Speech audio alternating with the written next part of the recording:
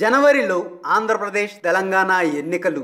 ఆంధ్రప్రదేశ్ అసెంబ్లీకి మే 15 వరకు గడువు ఉన్న 6 నెలల ముందుగా ఎప్పుడైనా ఎన్నికలు నిర్వహించే సర్వాధికారాలు ఎన్నికల కమిషన్ కు ఉంటాయని బీజేపీ వర్గాలు చెబుతున్నాయి. మహాకూటమి జట్టు కట్టేలోపే లోక్సభను రద్దు చేసి ప్రత్యర్థి పార్టీలపై సర్జికల్ స్ట్రైక్ చేసే ఆలోచనలో మోదీ, అమిత్ షా ఉన్నట్లు ప్రచారం జరుగుతోంది. తెలంగాణలో ముందస్తు ఎన్నికల కోసం నానా హంగామా కనిపిస్తోంది. అన్ని పార్టీలు సమరానికి అస్త్రాలు సిద్ధం చేసుకుంటున్నాయి. ఏపీలో ఇంకా సమయం ఉంది కదా అని అన్ని పార్టీలు కొంచెం కూల్ గా ఉన్నాయి. తెలంగాణతో పాటు మిగిలిన 4 రాష్ట్రాలలో ఎన్నికల ఫలితాలను బేరీజు వేసుకొని వ్యూహాలు సిద్ధం చేసుకునే పనిలో పడ్డాయి. అయితే ఆంధ్రప్రదేశ్ కి కూడా కేంద్రం షాకిచ్చేలా ఉంది. తెలంగాణతో పాటు ఆంధ్రప్రదేశ్ కి కూడా ఒకేసారి ఎన్నికలు వచ్చే సంకేతాలు కనిపిస్తున్నాయి. కేంద్రంలోని బీజేపీ ప్రభుత్వం కూడా ముందస్తుకు రెడీ అయినట్లు తెలుస్తోంది. అత్యంత విశ్వసనీయ వర్గాల సమాచారం ప్రకారం మోదీ ప్రభుత్వం కూడా లోక్సభను రద్దు చేసే పనిలో ఉన్నట్లు తెలుస్తోంది.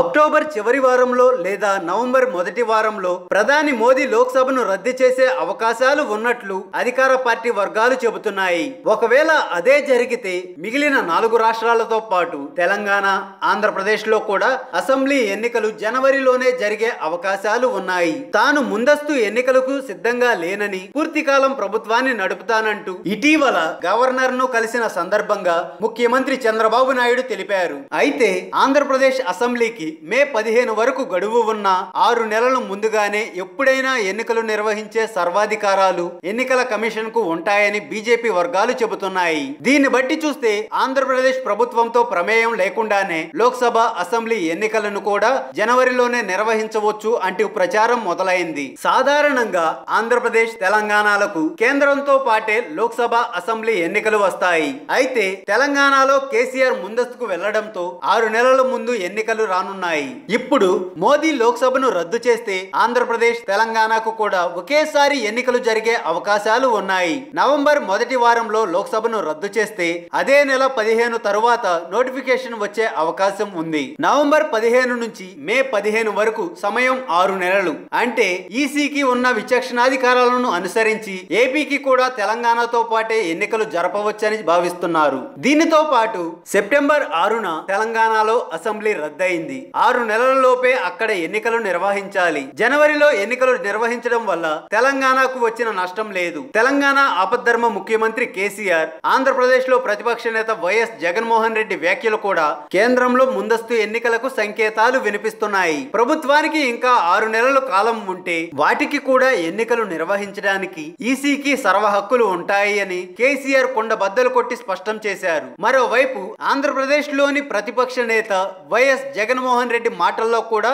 ఏపీలో ముందస్తు ఎన్నికలు వస్తాయన్న తరహాలో మాట్లాడారు. ఈ ఇద్దరి మాటలు ఆంధ్రప్రదేశ్ లో కూడా ముందస్తు ఎన్నికలు వస్తాయన్న దానికి సంకేతంగా నిలుస్తున్నాయి. కానీ ఇటీవల తెలంగాణలో అమిత్ షా పర్యటన సందర్భంగా చేసిన వ్యాఖ్యలు కూడా ఇక్కడ ప్రస్తావించాలి. కేసీఆర్ ముందస్తుకు ఎందుకు వెళ్లారని అమిత్ షా ప్రశ్నించారు. మేలో గెలవలేని వ్యక్తి ముందస్తు ఎన్నికల్లో ఏం గెలుస్తారని ప్రశ్నించారు. हमारे नेता नरेंद्र मोदी जी ने एक नया विचार रखा है, one nation one election. Chandrashekar Rao ji ने भी कुछ समय पहले शुरू में विचार का समर्थन किया था कि देश में कम से कम विधानसभा और लोकसभाओं के चुनाव एक साथ होने चाहिए। परंतु मुझे बहुत आश्चर्य हुआ, पूरे देश में लोकसभा और विधानसभा के चुनाव एक साथ होने चाहिए ऐसी मांग करने वाली पार्टी अचानक ही अपना स्टैंड बदलकर एक छोटे से राज्य को 2 चुनावों के खर्चे सहन करने पर विवश किया है। जब 9 महीने बाद शेड्यूल इलेक्शन थे, 9 महीने बाद यहां विधानसभा, लोकसभा के चुनाव साथ में हो सकते थे, तो मैं सीधा सवाल पूछना चाहता हूं सत्तारूढ़ पार्टी को और यहां के मुख्यमंत्री जी को कि आपने तेलंगाना की जनता पर इतना खर्चा अलग से क्यों थोपा? क्या कारण है?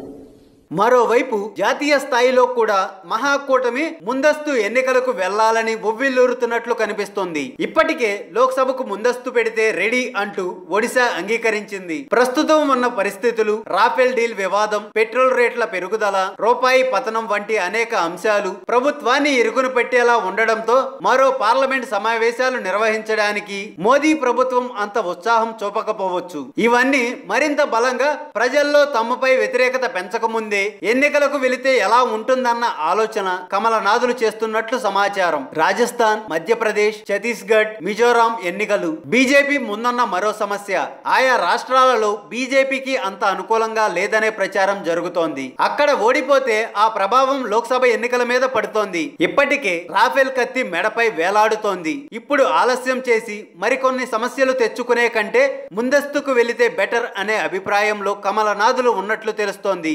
జాతీయ స్థాయిలో మహాకూటమి ముందస్తుకు రెడీగా, అసలు ఆ జట్టులో ఎవరెవరు ఉంటారనేది క్లారిటీ లేదు. యూపీలో ఓ తరహాలో ఉంటే మధ్యప్రదేశ్, రాజస్థాన్ లో మరోలా ఉంది. ఛత్తీస్గఢ్ లో మాయావతి పార్టీ బీపీఎస్ కాంగ్రెస్ పార్టీతో కంటే ఛత్తీస్గఢ్ జనతా కాంగ్రెస్ అధ్యక్షుడు అజిత్ జోగితో కలిసి వెళ్లేందుకు ఉత్సాహంగా ఉన్నారు. ఇలాంటి సమస్యలు మరికొన్ని ఉన్నాయి కాబట్టి వారంతా జట్టు కట్టే లోపే లోక్సభను రద్దు చేసి ప్రత్యర్థి పార్టీలపై సర్జికల్ స్ట్రైక్ చేసే ఆలోచనలో మోదీ, అమిత్ షా ఉన్నట్టు ప్రచారం జరుగుతోంది.